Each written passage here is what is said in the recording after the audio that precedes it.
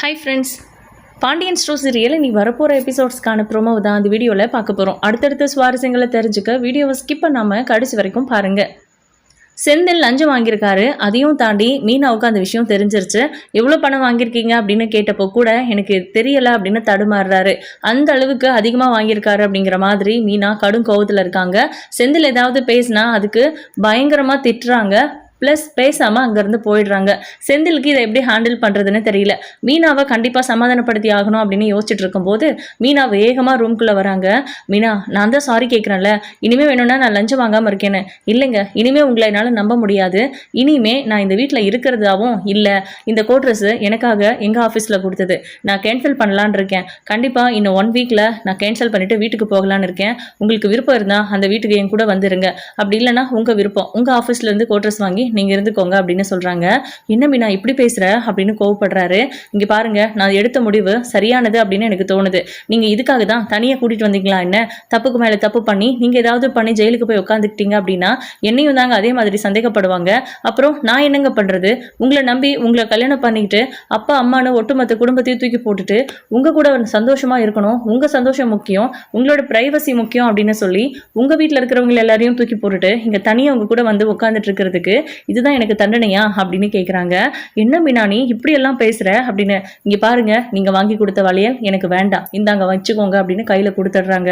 மீனா அப்படின்றாங்க, ப்ளீஸுங்க தயவு செஞ்சு எதுவும் பேசிடாதீங்க. இனிமே நீங்கள் சம்பாதிக்கிற 1 ரூபா கூட நான் அனுபவிக்க மாட்டேன். நான் அந்த வீட்டில் தான் இருக்கணும்னு ஆசைப்படுறேன். புகுந்த வீடு அதுதானே. உங்களை விட எத்தனையோ மடங்கு அதிகமாக அந்த வீட்டில் இருக்கிற எல்லாரும் என் மேலே கேராக இருக்காங்க. எங்கள் அப்பா சொல்கிறத கேட்டுக்கிட்டு அவர் கூட சேர்ந்துக்கிட்டு லஞ்சம் வாங்க ஆரம்பிச்சிருக்கீங்கல்ல, இது எங்கே போய் முடியுதுன்னு நானும் பார்க்குறேன் அப்படின்னு சொல்லி மீனா போய் ஹாலில் உட்காந்துக்கிறாங்க. செந்திலுக்கு பயம் என்னன்னா மீனா அங்கே போகலான்னு சொல்றா. ஒருவேளை நான் லஞ்ச பணம் வாங்குறத மீனா கண்டுபிடிக்கிறாளோ இல்லையோ, பட் ஏதாவது ஒரு சந்தர்ப்பத்தில் அவள் வீட்டில் இருக்கிறவங்க கிட்ட சொல்றதுக்கு வாய்ப்பு இருக்கு. அதனால அவளை இங்கேருந்து விடவே கூடாது அங்கே போகிறதுக்கு அப்படின்னு யோசிச்சுட்டு இருக்காங்க. ஆனால் மீனா அவங்களோட முடிவில் செம்ம ஸ்ட்ராங்காக இருக்காங்க. இப்போ செந்தில் இந்த விஷயத்த ரவிக்கு கால் பண்ணி சொல்றாங்க.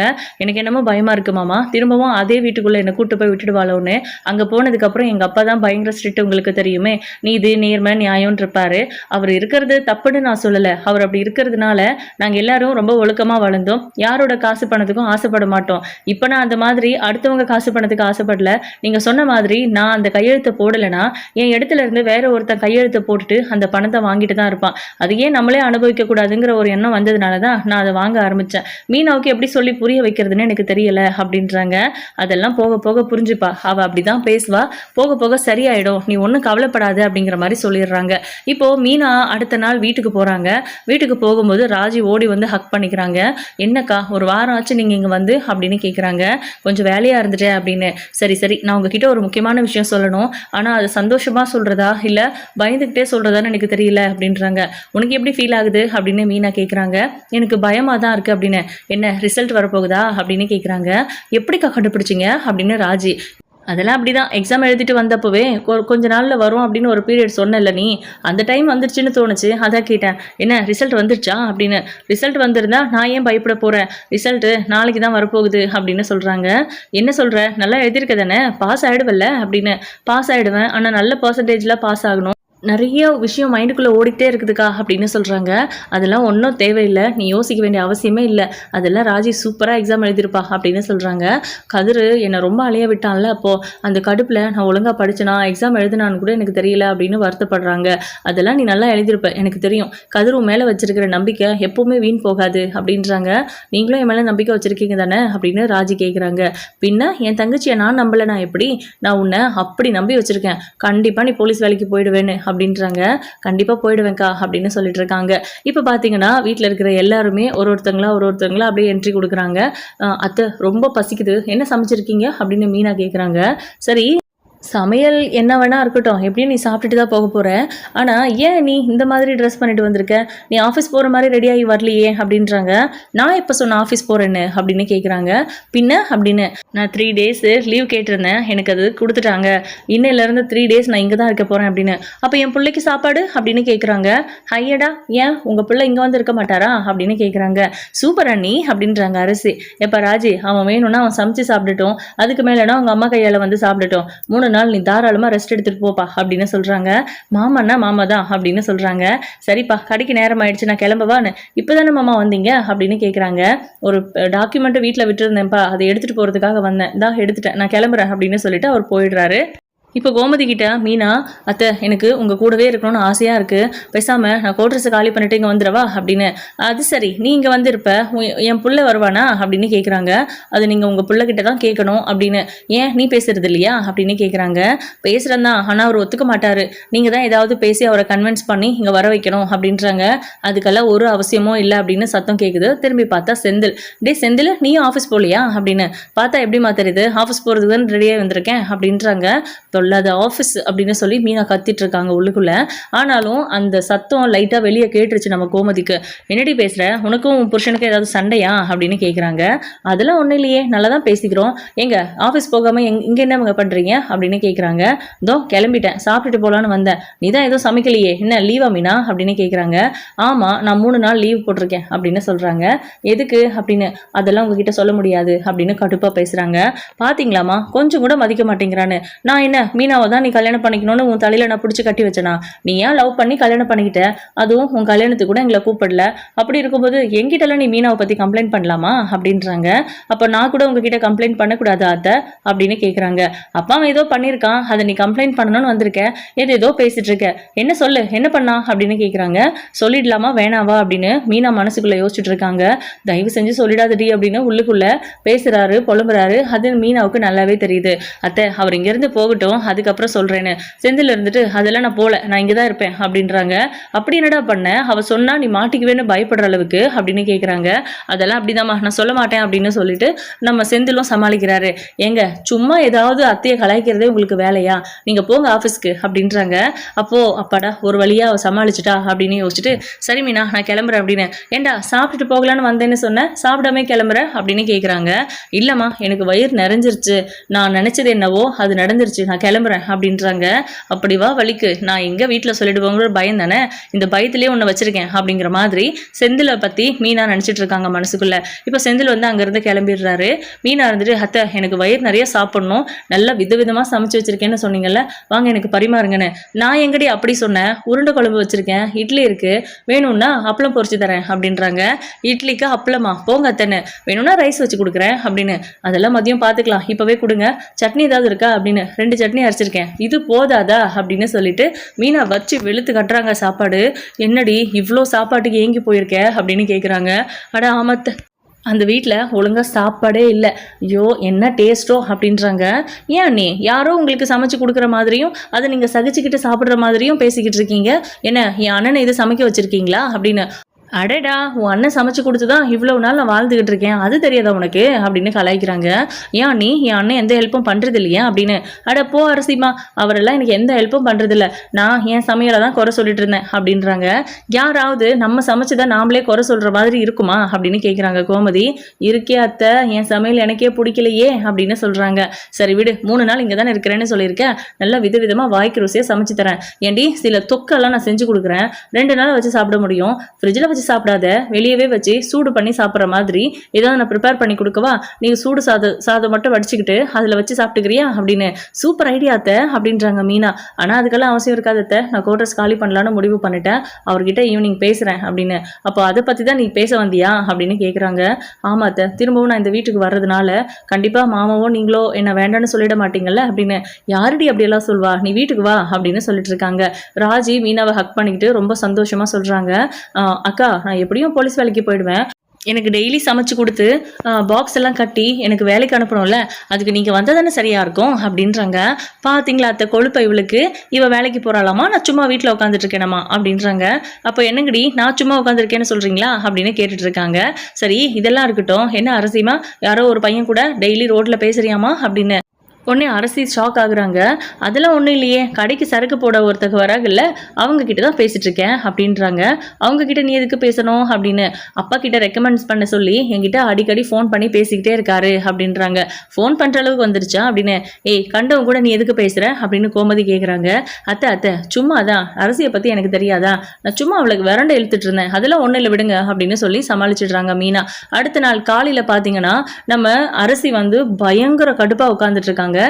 என்ன ஆச்சு, ஏன் டல்லாக உட்காந்துட்டு இருக்க அப்படின்னு கதிர் கேட்டப்போ அந்த குமார் மறுபடியும் எனக்கு மெசேஜ் பண்ணியிருக்கான் அப்படின்னு சொல்கிறாங்க. அவன் எதுக்கு உனக்கு மெசேஜ் பண்ணுறான் அப்படின்னு கதிர் கோவமாக கேட்க, தெரியலண்ணே, எனக்கு ரொம்ப கடுப்பாக இருக்குது. அப்போதான் தான் வாக்கு கொடுத்துருக்காங்களாமா என்ன குமாருக்கு கல்யாணம் பண்ணி வைக்கிறேன்னு சொல்லி. அதை எங்கிட்டயே திமிரா சொல்லியிருக்கான், இங்கே பாருங்க அப்படின்னு அது காமிக்கிறாங்க. கதிர் கோவப்படுறாரு. இந்த விஷயத்த வீட்டில் இருக்கிறவங்க கிட்ட சொல்ல வேண்டாம், நான் பார்த்துக்கிறேன் அப்படின்னு சொல்லிட்டாரு. சரிண்ணே, நானும் அதுதான் யோசிச்சுட்டு இருந்தேன், நான் அதனால தான் உன்கிட்டயும் சொன்னேன் அப்படின்றாங்க. அதுக்கப்புறம் ராஜியோட ரிசல்ட் அப்படின்னு சொல்லி நம்ம கதிர் வந்து ஃபோனவே நோண்டிக்கிட்டு இருக்காரு. என்னென்ன ஃபோனவே பார்த்துட்டு இருக்க, ஏதாவது கால் வர வேண்டியது இருக்கா அப்படின்னு. இல்லை, உன் அன்னிதனுக்கு ரிசல்ட் இல்லை, அதான் தேடிக்கிட்டு இருக்கேன் அப்படின்னு. அது 10 மணிக்கு தானே, இப்போ தான் 8:45 ஆயிருக்கு அப்படின்னு சொல்கிறாங்க. இப்போது குமார் விஷயத்த பேசி முடிச்சிடலாம் அதுக்குள்ளே அப்படின்னு யோசிச்சுட்டு நம்ம கதிர் பார்த்தீங்கன்னா குமாரை பற்றி முத்துவேல் கிட்ட சொல்லணும் அப்படின்னு சொல்லி அவங்களுக்கு கால் பண்ணுறாங்க. ஆனால் அவர் ஃபோன் எடுக்கல. என்னவோ ஃபோன் எடுக்கலையே அப்படின்னு சொல்லி ஃபோனை எடுத்துக்கிட்டு அப்படியே வெளியே உலாத்திட்டு இருக்காரு.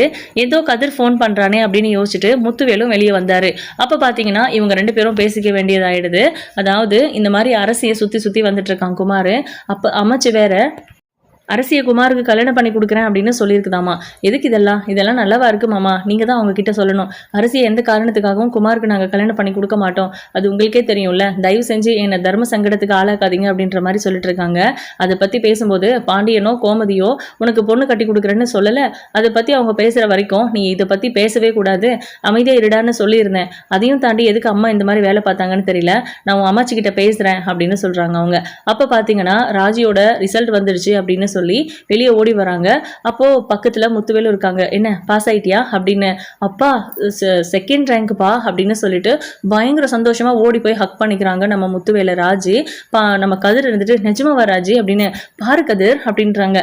போனை எடுத்து பாக்குறாங்க. நிஜமாவே Raji second rank.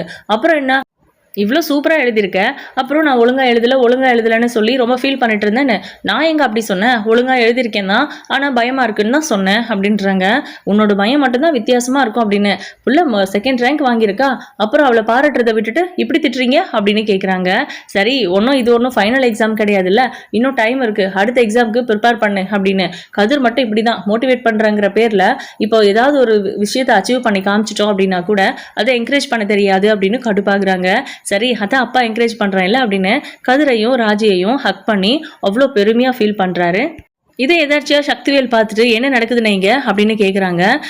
Raji second rank வாங்கியிருக்கா இப்போ எழுதின எக்ஸாமில் அப்படின்னு சொல்லவும் அவர் ஒரு மாதிரி மூஞ்சி திருப்புறாரு.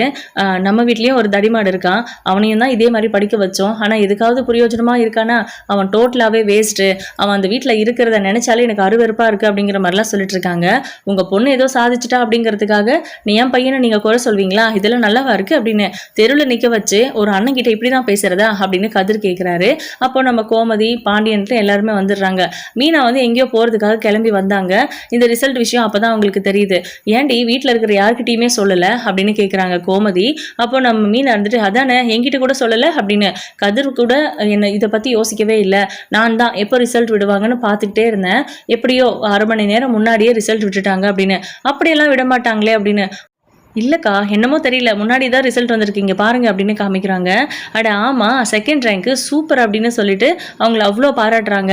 அதுக்கப்புறம் ராஜி நம்ம முத்துவேல் கிட்ட கேட்குறாங்க, கதிரை நீங்கள் எவ்வளோ வேண்டாம் வெறுப்பாக பார்க்குவீங்க ஆரம்பத்துலலாம், இப்போ பார்த்தீங்களாப்பா கதிரால தான் நான் என்னோட இவ்வளோ பெரிய அச்சீவ்மெண்ட் நடந்துச்சு, நான் மட்டும் இதில் இன்ட்ரெஸ்ட் இருக்குது அப்படிங்கிறத கதிர்கிட்ட சொல்லாமல் இருந்திருந்தா கதிருக்கு தெரியாமல் போயிருக்கோம். அதே மாதிரி கதிரோட சப்போர்ட் இல்லைனா நான் இவ்வளோ பெரிய விஷயத்தை அச்சீவ் பண்ணியிருக்கவே முடியாது அப்படிங்கிற மாதிரிலாம் ரொம்ப வசதியாக பேசுகிறாங்க. இதெல்லாம் ரொம்ப முக்கியமா அப்படின்னு. சரி, அதை பற்றி பேசிக்கலாம் அப்புறம். அவள் இன்னும் போலீஸ் ஆகிடலை, ஆனதுக்கப்புறம் அவள் கெத்த வந்து முன்னாடி பதில் சொல்லுவான், சித்தப்பா இங்கே பாருங்க நான் போலீஸ் ஆகிட்டேன்னு, அப்போ வேணும்னா நீ பாராட்டிக்கோ அவளை, இப்போ நான் அதை பற்றி பேசுறதுக்காக வெளியே வரல. என்ன குமார் அரசிக்கிட்ட அடிக்கடி கலட்டா பண்ணுறானாமா, அவனுக்கு என்னதான் பிரச்சனை, அவளுக்கு மெசேஜ் பண்ணியிருக்கானாமா காலையில், நான் உன்னதான் கல்யாணம் பண்ணிக்க போகிறேன் அப்பத்தான் சொல்லிட்டாங்க அப்படின்னு. அம்மா அப்படி சொன்னாங்களா, இல்லை நீ அந்த மாதிரி சொல்லி கொடுத்தியாடான்னு. ஆமாம், இவங்க பெரிய கோடீஸ்வரங்க, இவங்க வீட்டு பொண்ணை என் பையனுக்கு கல்யாணம் பண்ணி வைக்கிறதுக்கு எனக்கு என்ன பைத்தியமா, அப்படிலாம் நான் சொல்லவே கிடையாது அப்படின்றாங்க. குமாரை கூப்பிடு அப்படின்னு. அவன் இங்கெல்லாம் வெளியில் போயிருக்கான் அப்படின்னு சொல்கிறாங்க. இல்லை உள்ளதான் இருக்கான் அப்படின்னு சொல்கிறாங்க நம்ம மாறி. அது எனக்கு தெரியாதா, தேவையில்லாமல் எதுக்கு சண்டைன்னு சொன்னேன், உடனே வந்துருவியே அப்படின்னு சொல்லிட்டு. அதுக்கப்புறம் குமாரை கூப்பிடுறாங்க. அவர் வந்த உடனே என்னடா காரியம் பண்ணி வச்சிருக்க அப்படின்னு முத்துவேல் கேட்குறாங்க. அண்ணே நான் கேட்டுக்கிறேன், உங்கள் பொண்ணோட நிறுத்திக்கங்க நீங்கள் கேட்குறது அப்படின்னு. அண்ணங்கிட்ட இப்படியா பேசுவ அப்படின்னு கோமதி கேட்குறாங்க. நீ கொஞ்சம் வாயை மூடிட்டிரு அப்படின்னு சொல்லி திட்டிட்டு, என்னடா அந்த அரசிக்கு மெசேஜ் பண்ணியா அப்படின்னு. இல்லையப்பா, நான் எதுக்கு மெசேஜ் பண்ண போகிறேன் அப்படின்னு பல்லாருன்னு ஒரு அறை கொடுக்குறாரு. உண்மையை சொல்லுடா நாயே அப்படின்றாங்க. அப்பா, அவளை நான் கல்யாணம் பண்ணிக்கணும்னு ஆசைப்பட்டேன். அவள் எவனோ ஒருத்தன் கூட அடிக்கடி ரோட்ல நின்று பேசிட்டு இருக்கா. அவன் யாருன்னு கேட்டா என்கிட்டயே சொல்ல மாட்டேங்கிறான். அதான் அவளுக்கு மெசேஜ் பண்ணேன். அப்பத்தா எனக்கு எப்படியாவது அவளை கல்யாணம் பண்ணி வைக்கிறேன்னு சொல்லியிருக்கிறாங்க. எப்படியோ எங்க கல்யாணம் நடந்துரும். அதனாலதான் அவகிட்ட முன்னாடியே மெசேஜ் பண்ணேன். இதை யாருக்கிட்டயோ சொல்ல மாட்டேன்னு நினைச்சா எல்லாருக்கிட்டையும் சொல்லி இங்க கூட்டிட்டு வந்து நிறுத்திருக்கியா, என்னடி கொழுப்பா அப்படின்னு.